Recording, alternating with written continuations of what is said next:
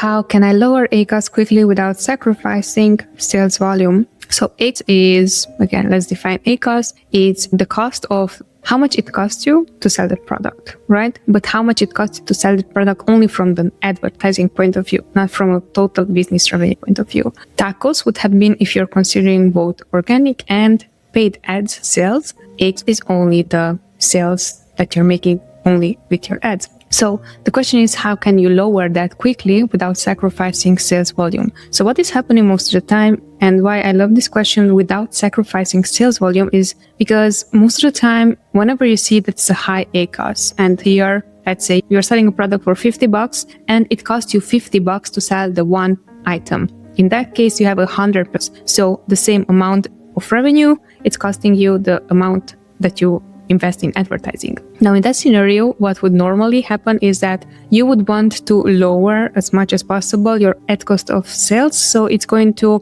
you're going to be profitable on the product. But what can happen most of the time is that if the category or that you're selling in or your competitions are bidding higher, and even if you would lower, because that's what you would technically do, you are optimizing your ads to bid lower and make more profitable ads. What can happen is that you can take away market share from sales, from whatever you achieved previously at a higher ACOS. So trying to simplify this as simple as possible, because I promise to be beginner friendly, right? But basically the question is, how can you lower your ACOS quickly without sacrificing sales volume? I would zoom out for clarity and I would see, where does my money, my ad spend go? Because then I can see, hey, first off, do I have a catalog of 10 products versus the one product? Because then I would think, out of these 10 products, which one is costing me the highest, which one is the least profitable, and where does most of my ad spend goes? And if I'm noticing that out of 10 products, I have